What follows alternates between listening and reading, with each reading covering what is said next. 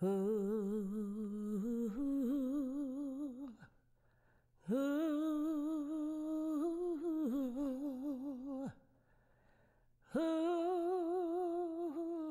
discussion will center on the debate prominent in the late 19th and early 20th century between proponents of vocational education, as espoused by Booker T. Washington, and the proponents of college preparatory education, as supported by W.E.B. Du Bois.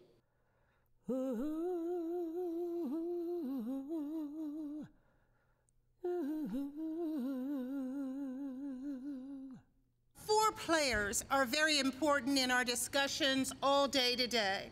The first is Booker T. Washington, born near Roanoke, Virginia in 1856. He was enslaved, his parents were enslaved. And so his book, Up from Slavery, is the study of moving out of slavery and into a new world of freedom for African American. And as he did, he was then a student at Hampton University, and at Hampton, they were teaching the kind of vocational education that he became a proponent of. The difference was, this was an era where blacks were considered intellectually very low on the totem pole. Social Darwinism said blacks couldn't really learn very much.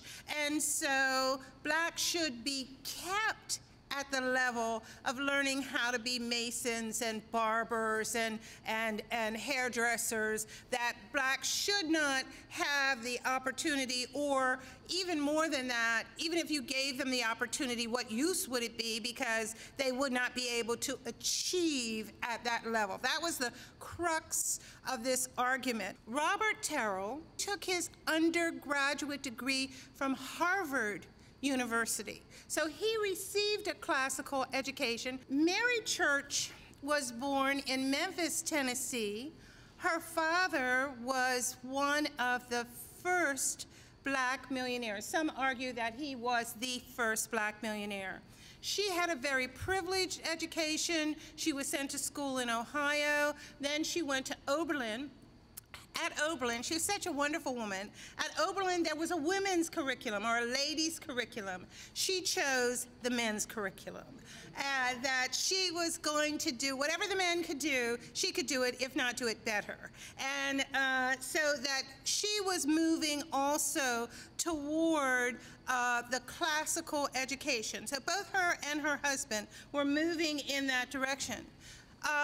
Mary, born in 1863, the year of the Emancipation Proclamation, both of her parents were enslaved, but both of them had excellent skills. Her grandfather was the father's master and did acknowledge his son to a degree that he was able to help him financially, or put him in the right spots to be helped financially.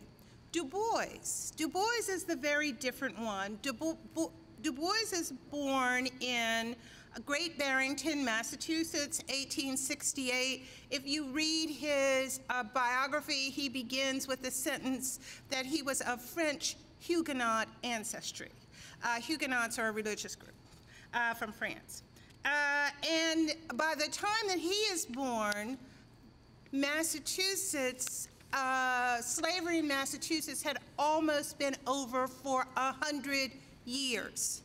Okay, the Coke-Walker case, I think 1780, Massachusetts ended slavery in Massachusetts. So he's growing up in a very different environment. He tells the story of when he was about 9 is the first time that he discovered that he was racially different from the other children around him. So even as a young man, he wanted to go to Harvard, was not able to do so, went to Fisk, fell in love with, I see the souls of black folks over here, fell in love with a culture he had not known, a poverty level that he had not known. And then he goes on to Harvard, and he becomes very strong. Few know that, I suppose the scholars, the students here know that when Booker T gave the famous accommodation speech in 1895 at the Atlanta Exposition, where working together, blacks and whites could be as the hand.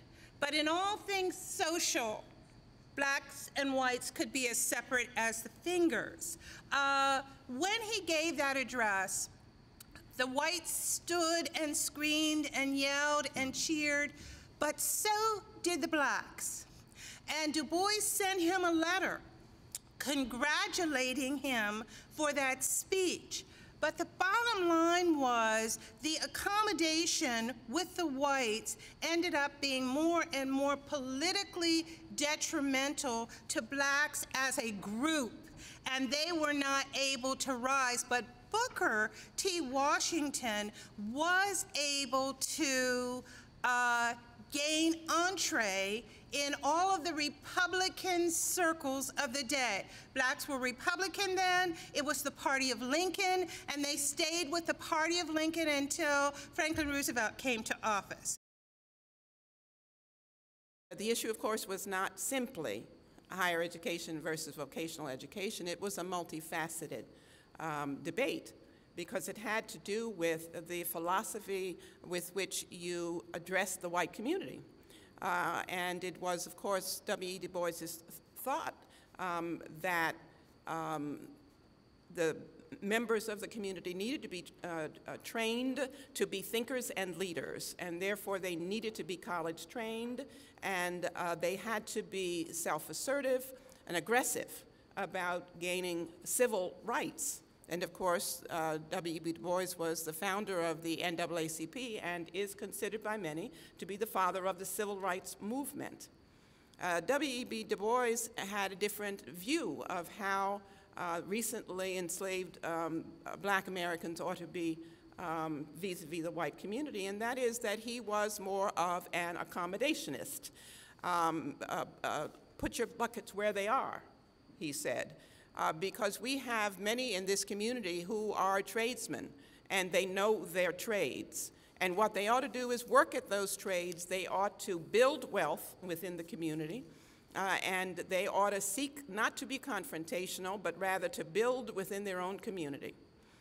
I think we should educate young people by giving them choice to follow their own interests, and that means that the public education system has to strengthen its ability to give students a choice by the strength of the teaching and learning environment, which is very early on in the 2nd and 3rd and 4th grade. So we must give students the choice.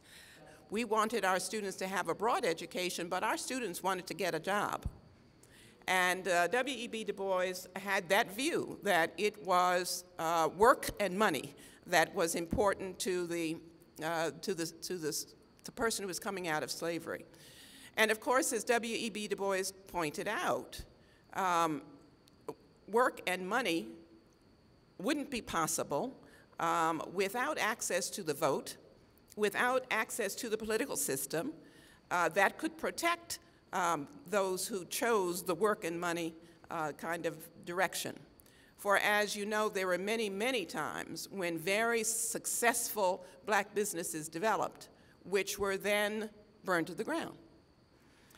The enormous growth of community colleges now is really an outgrowth of a movement that said that the trades are important and that the 2-year community colleges were providing the kind of training that was necessary in the larger community.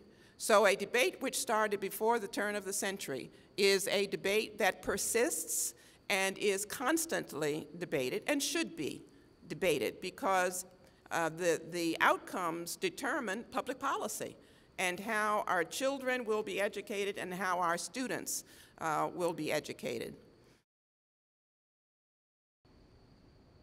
Where are we? Post-Civil War. Mary Church Terrell born, Carter G. Woodson born, Robert Church born, Robert Terrell rather born, and you see W.E.B. DuBois born. Who are they? These are representatives. They're representatives of a larger group who know what they want. Booker T. Washington comes out of a field. He goes to General Armstrong's camp, known as Hampton Institute, that was founded for Native Americans. Why? Because the public policy question that Dr. Jarvis has raised, and that we heard Dr. Ham talk about in terms of what these individuals wanted. The public policy question is shaped entirely by white folks. Negro education is discussed by white people, Cape and Springs, West Virginia, Lake Mohonk, New York. They don't have any conferences where they let black people talk about what's good for black people.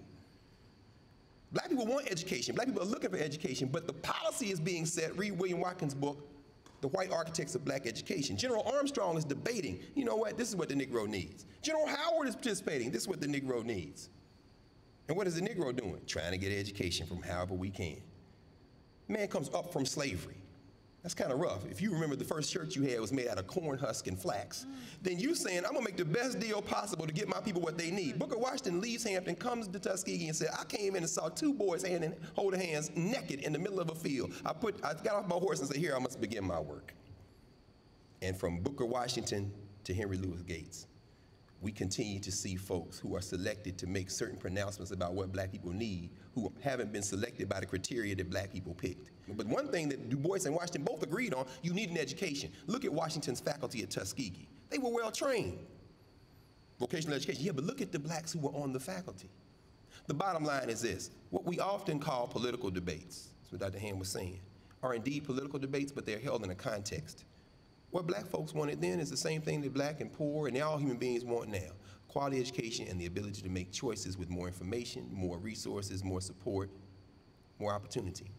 And if we take from that point of departure, then we can reveal that these fights are often political fights and they often weren't started by the people we're attributing them to.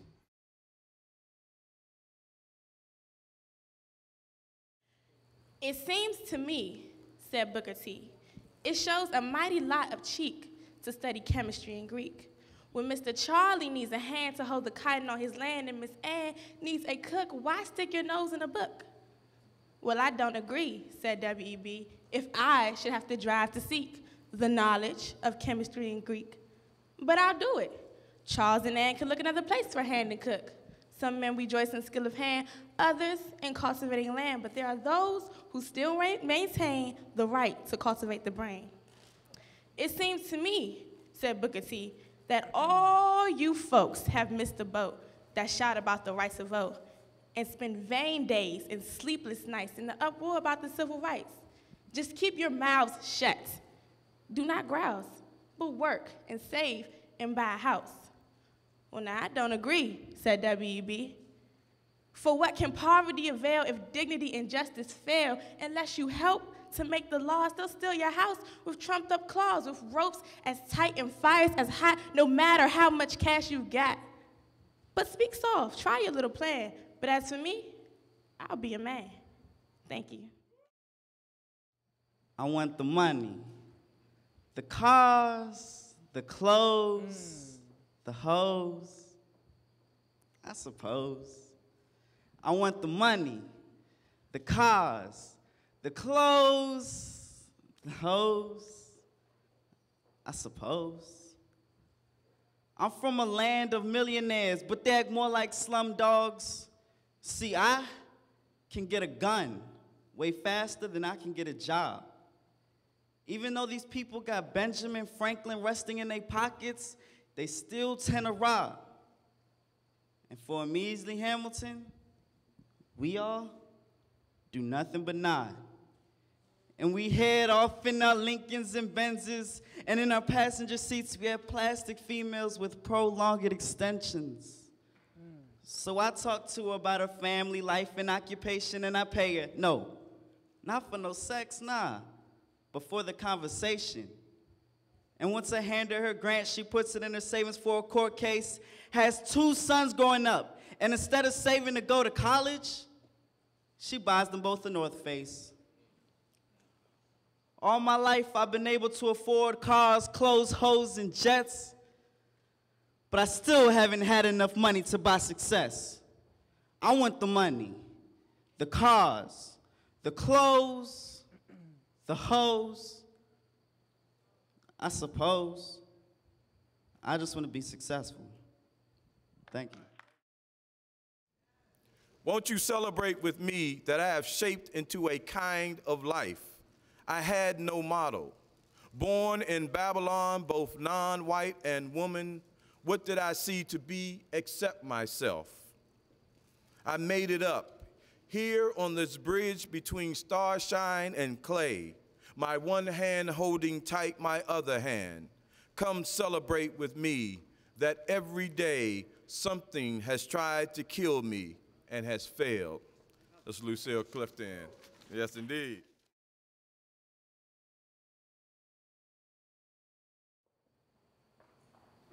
During the time when colored people engaged in such heated discussions about higher education and industrial training, Dr. W.E.B. Du Bois was the high priest of higher education, and Dr. Booker T. Washington was the recognized champion and spokesman for industrial training. I appreciated Dr. Washington's efforts to train the masses because I knew that no race could stand on a firm financial basis without a well-trained laboring class. But I felt that he emphasized industrial training to the exclusion of everything else when he first started his crusade on its behalf. I felt that he emphasized that people who had acquired the necessary education seemed as ridiculous as he could, which I felt was both unwise and unfair. I was known as a disciple of higher education, but I never failed to put myself on record as advocating industrial training also. While I was in Atlanta, filling the engagement for Du Bois, I received a telegram from Dr. Booker T. Washington saying he wanted me to come to the Tuskegee commencement and remain 2 days. He would defray my railroad expenses. His invitation to come to Tuskegee's commencement, which I felt was also good, bad, and indifferent, seemed providential, and I accepted it with the keenest anticipation of pleasure. At last, I would see what this much-discussed school was like. I had never seen a commencement like Tuskegee's before. On the stage, before our very eyes, students actually performed the work which they had learned to do as a part of their exercises. They taught us how to build houses, how to paint them, how to estimate the necessary cost of materials, and so on down the line. I was completely taken off my feet, a convert with all my heart. Here was a school doing just the type of instruction that the majority attending it needed. When I left Tuskegee's commencement, I had a higher regard and greater admiration for its founder than ever before. I saw what a splendid work he was doing to promote the welfare of the race.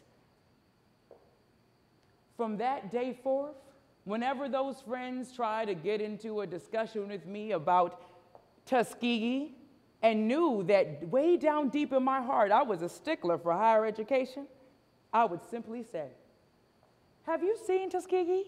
Have you been there? If you haven't, I won't discuss it with you until you do." I felt like it was a waste of time and energy to enter into a discussion with someone who had not been to the school, but formed his opinion from hearsay. Thank you.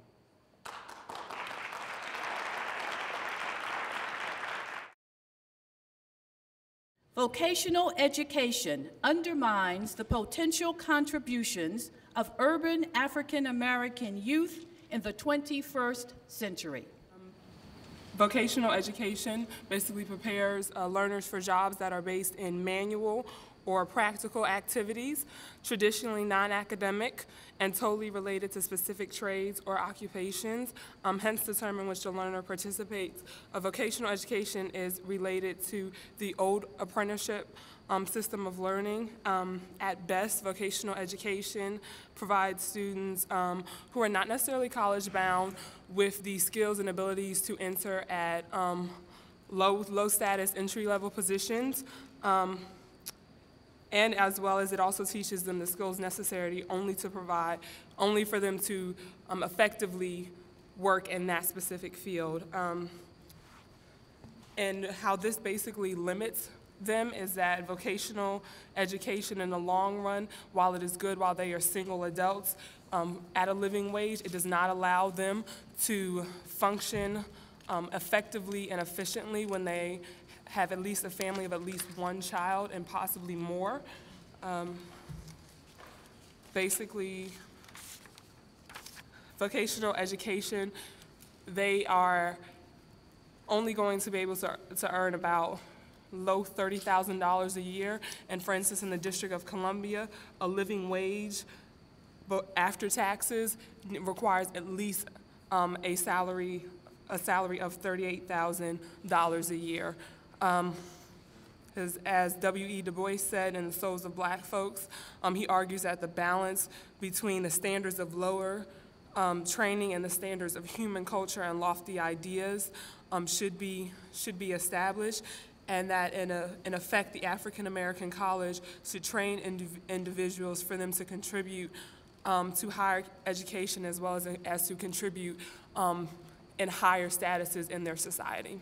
First of all, vocational education gives African American youths within urban societies more options than they would otherwise have. We're not talking about necessarily limiting people in the traditional sense, but adding vocational education can actually greatly enrich an individual as well as this entire group of young people.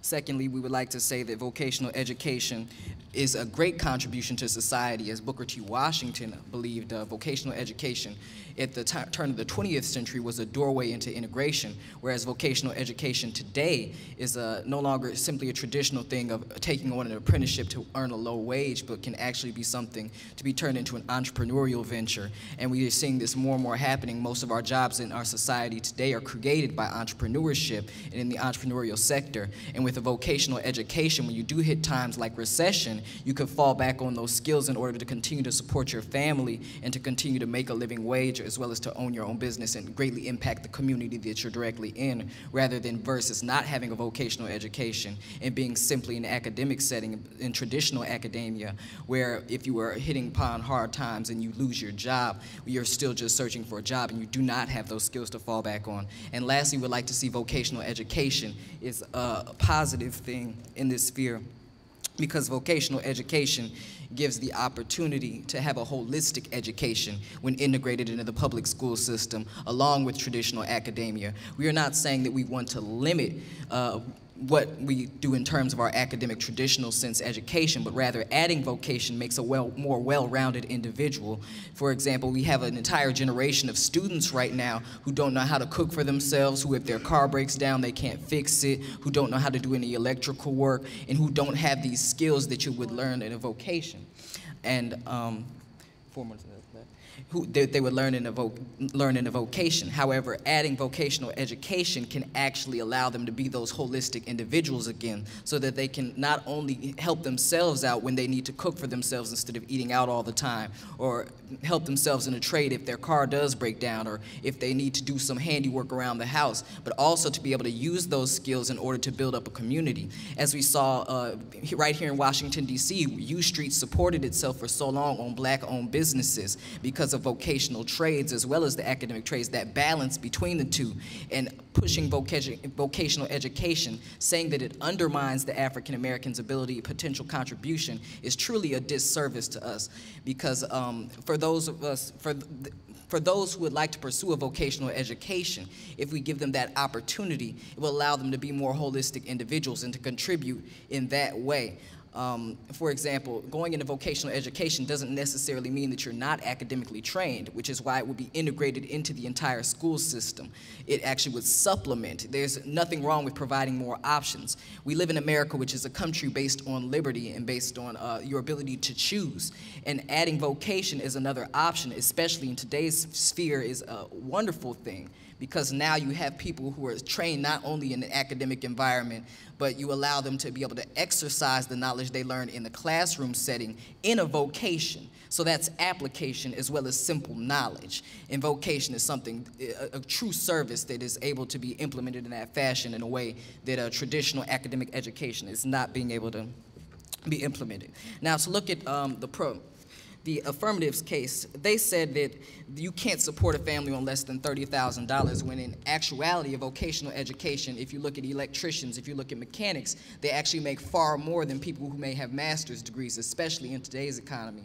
And they also talked about how W.E.B. DuBois believes you have to instill lofty ideals in an individual and allow them to reach for them, whereas a vocational education could be someone's doorway into making any money or to having a job or an influence at all, rather than simply graduating from high school and having no ideals because they were discouraged for so long. If you offer vocation to a student, if I truly am interested in a vocational trade instead of a traditional academic setting of classrooms, our matriculation rates could go up in actuality, because you're staying in school for the vocation and getting the academic side in the traditional sense as a supplement, allowing you to be a critical thinker who is able to learn the knowledge in the classroom, stay in school for the vocation, and then apply that knowledge and allow yourself to contribute to yourself, not only economically, but financially, as well as for your community, so that we can build up not only the African American community, but the entire United States as a country. So in the 21st century, a vocational education is definitely a positive thing and does not undermine the ability of African Americans to effectively and efficiently contribute to society, as well as provide self-efficacy. Let's focus on the vocational education gives options. It gives options only if there's an industry. There's no mainstream holistic thing that we have in America right now. We have this idea of green jobs. We have this idea of solar energy. We have all these ideas, but there's no industry, no marketable industry that the American citizens and people who are unemployed have viable to them as an option to start going into these fields and start making the money that will create an industry for that. And until that industry infrastructure is created through many assortments of ways from the government and from financiers in the United States and those abroad, then there's no industry and infrastructure for those people to benefit from that. My opponent's second point was a great contribution to society. Now, we understand that in today's society, we want you to contribute, but you also need to understand that the time in which my opponent is talking about this contribution to society and Booker T. Washington's main point from the Atlanta Compromise was 1895. Now, we don't need to do the math on that, but say it's 2010. In order to be anywhere and to be successful in society, you need to have something more than a high school diploma. We know this facts, we know statistics that if you have a bachelor's degree, an associate's, a master's, a PhD, a doctoral degree, that you're more likely to make more money than someone who has a high school diploma and streamlines themselves into a job. And with those people who do have those jobs, another point that my opponent stated, the electricians and mechanics, those people who make the most amount of money are those people who go into the business and not only work under somebody as an apprenticeship, but work for themselves. And those people who get that money, who gets that loan from the bank, are people who understands the business of their job. And how do you get that? How does somebody goes into a bank and actually gets a loan? How do they qualify? What is their qualifications to actually reach their goals? You need to have a degree. You need to have a degree that tells us that you actually understand the concept, more so that the fact that you can work with your hands and build the thing, that you can actually make money, you can order supplies from a manufacturer, that you can do supply and demand, that you can have a staff around you and not just function for yourself, but you can function and then return give jobs to other people who are skilled in your craft and trade as well. My opponent's third point, that vocational education is a positive. It is a positive when it works. And in 2010, it has not worked because the infrastructure of vocational education has been damaged so much that it actually has not been able to streamline itself into the 2000s and to the 21st century to be functional. Booker T. Washington pushed this idea of vocational education in 1895, not understanding and not realizing that every African American will not have the same opportunities that he had. And just like himself, he was fortunate and lucky to be in the position he was, and it took somebody else to recognize his talent and give him a chance. Back in those days, that was few and far between when you had to deal with racism, and the people who were basically hiring, the manufacturers, the industry of laborers, those people who are the movers and shakers, were racist white men. So the times have changed, and even in the 21st century, the idea behind it now that academia is basically a doorway to success. We understand that we can go no further and go no farther than Barack Obama. He was a community organizer, but it was his his intangibles, the fact that he went to some of the best schools in the United States of America that made him an attractive and viable candidate, and the fact that he can spoke with the elegance of anybody else sitting on this panel, sitting on the other panel before it, the students in the back who understand that you need a little bit of education, you need a little bit of academics to actually suffice and make the world a better place. You need that education, you need those components. You cannot go far without that. You need to have the basic knowledge skills, not your math, your arithmetic. You need to understand that academia is just as important as having the skill, because the skill pays the bills, but it doesn't necessarily transcend into you having a long, prosperous career if you don't know the academics. You don't know the business behind the craft and way of what you're trying to do to be successful. Let's move on to the politics in the London Compromise. I want you guys to really hone and understand the fact of what I'm trying to get across. It's very simple, and it goes like this. Booker T. Washington thought the best ways for African Americans to succeed, to make it in the society, was to assimilate. And that if you waited here and you did this and you did that, and if you played by the white man's rules, then you would also prove your competence to them and then be considered as equal. Well, ladies and gentlemen, we all know that does not work. In order to be a mover and a shaker, you have to understand that you have to come with a certain amount of skills to the table. And vocational education provides skills. We're not denying that fact. It provides only a certain sets of skills, and it limits the potential from anybody else. And I feel like my opponent understands the concept of it, but you also need to understand that academia is the doorway too. And the reason why we're sitting in the panel, because just like him and I, we are all university students who understand the importance of academia will also help and transcend us to the careers and the next goals and opportunities in our lifetime. Now, urban African American youth, as we all know, suffer from the social economic statuses of being poor, the underclass, and uneducated in most systems. However, vocational education allows the opportunity for these students to understand, as my partner said, through application. They're still getting the skills to think analytically and to think critically. However, if they don't see a way for it to be applied, it's not going to work. Thus, vocational education is the answer to solving the problems that we face in the 21st century and being able to empower the African American youth to move forward within the, in the community. Our opponent stated that the Booker T. Washington philosophy of vocational education that was brought up in 1895 at the Atlanta Compromise is, something that we cannot base our beliefs off of, and we totally agree with that.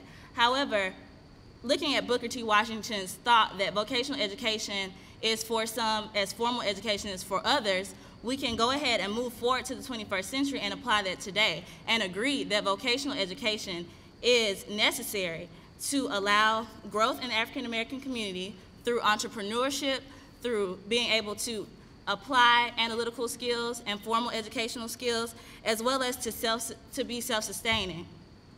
Our opponent said that unemployment is rampant if you have a vocational education and there's no industry. However, a society cannot sustain itself off of doctors and lawyers. Just today, we have benefited from vocational education, whether it be the showers that we use that need maintenance, the toilets that we use that need maintenance, everything that we use on a day-to-day basis is reliable on the vocational education and people that have vocations. Thus, vocational education will always have a place, thus will formal education. Our point is that working cohesively to create a holistic education is the point of allowing vocational education into schools. Now, our opponent also brought up the fact that there has never been a viable infrastructure for vocational education, and I'm not sure, he did not specify what infrastructure he speaks of, but I will say that vocational education serves its purpose on a day-to-day basis and thus also gives students an opportunity to discover what it is that they are good at, what it is that they want to do. Everyone does not want to go to college, but the opportunity to have a skill, have a trade, and also have your analytical skills, your math, your science, your social studies is more viable economically and socially within the African American community to advance us throughout the 21st century.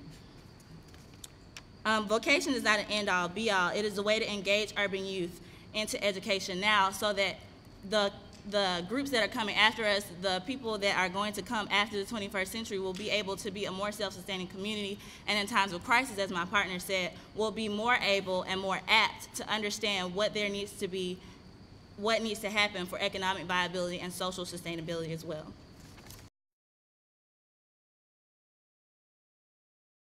We will now hear from our high school debaters. The resolution for them is vocational training in the green technologies is the best education for 21st century urban African American students. To begin with, I'd like to make the point that it provides a full education. This isn't, what I mean is this is not just a simple education, oh, you learn math, you learn English, you're done. No, this provides a full spectrum. This allows students to be indulged in the specific classes that would broaden their horizon. This would give them a different outlook on life. So maybe throughout their elementary school education, throughout their middle school years, they were told, okay, well, a doctor's the best, lawyer's the best. Okay, this is something that will tell them, oh, what else is out there? I mean, in a way, this is almost the same as going to a liberal arts college where they give you not only classes in your major, but they'll also give you certain classes like English, certain classes like literature and writing that will broaden you and make you a stronger person overall. Next, I'd like to state the point that it gives students useful skills that they'll carry for the rest of their lives. It's like, let's get straight. These skills and this training is not necessarily things that are, okay, they're only used one time and you quit. It's not like being a lawyer where you argue for the rest of the day and then you come home and you don't get to use that.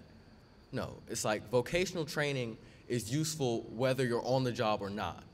These things such as like installing solar panels, understanding how to use wind farms and that kind of stuff, that also dabbles into the understanding of these technologies. So you know, okay, well, I can come home and know exactly how to reduce my emissions or reduce the amount of greenhouse gases that my house causes. This will overall help reduce carbon emissions and help these students to also be more green. And finally, I'd like to make the point that this would also potentially fill the demand for green savvy technicians, because in our economy now, our president just stated that this is the next field. This is where he's trying to go in the next few years. This is where our economy is going to be rooted more so. So, along with the people who develop these technologies, we also have a strong need for people who do know how to construct these things and do know how to make all of these technologies. So, by offering these to these students, they're learning skills that can potentially fill a field that is in very high demand or will be in a very high demand in the coming years. Thank you. I would like to start off by saying that, yes, vocational training in green technology is right, is good, but that should not be the best education for African American youth. The fact is, why should we deprive black young men and women from the chance of getting a higher education? W.E.B. DuBois talked about his talented 10th. These are these few African-American leaders intellectual leaders, who would be the ones to lead the race, to sort of say.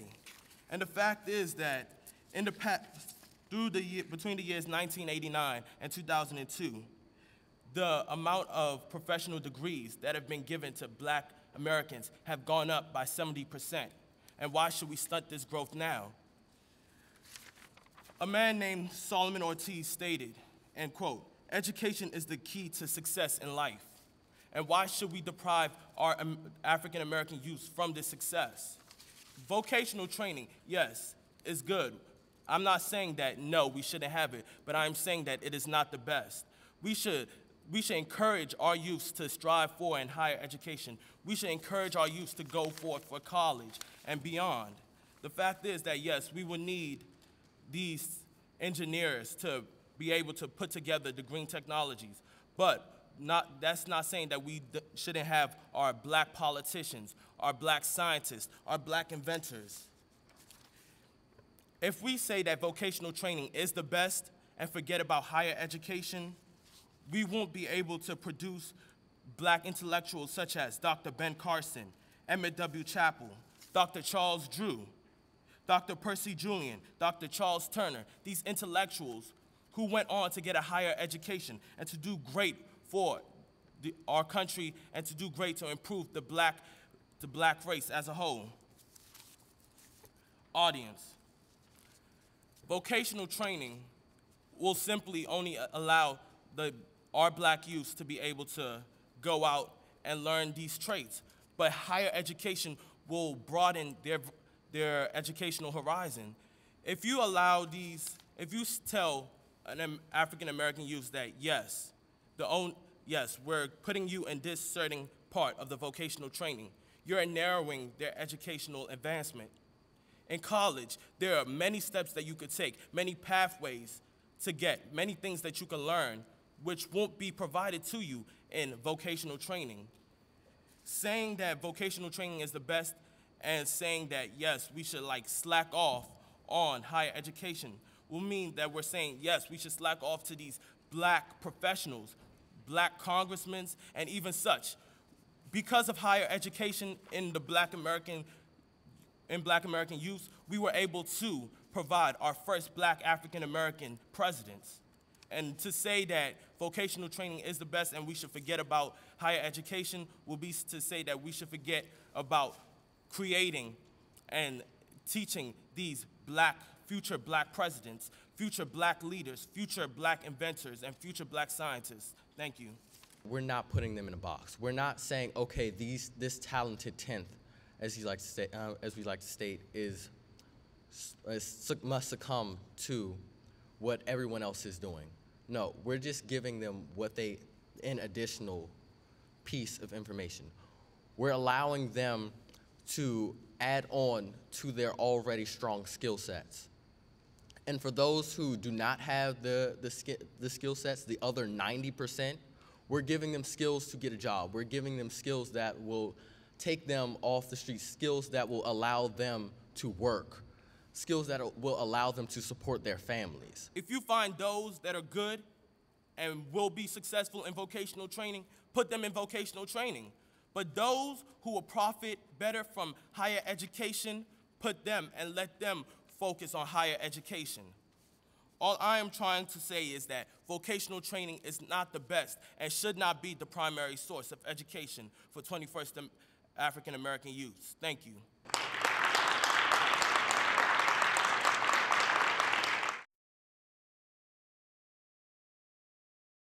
Mr. Pascal and I had the high honor to be the judges for the college debate, and we really want to congratulate both teams. We think they did great jobs.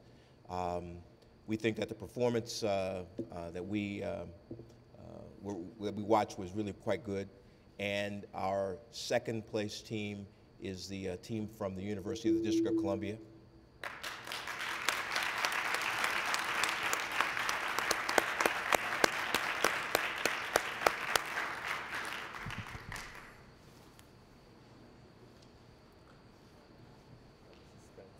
Suspense. Yeah, the suspense drama. The first place team, the debate team from the Howard University.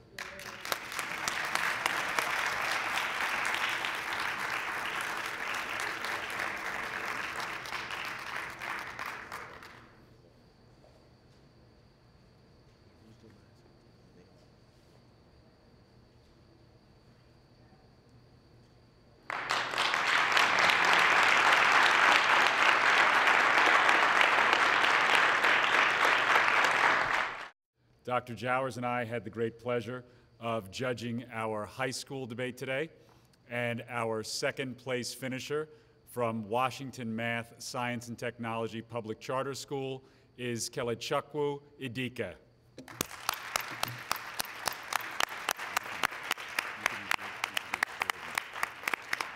And our first place winner, Mr. Jordan Bell.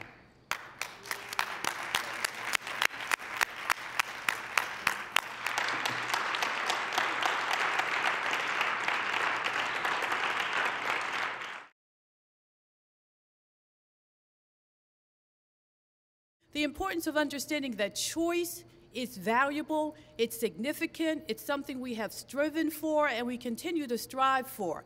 It is just marvelous to see that, as Maybelle said, no matter that it was last minute, they were nervous, that they are able, capable, they've been instructed, motivated, encouraged, and supported to be actively involved in the academic arena. So if nothing else stays with you, understand that the future is in good hands, that despite the dire predicaments and forecasts of our youth, there are very many who are focused, determined, and positive. And I thank you for this event, and we thank our young people again.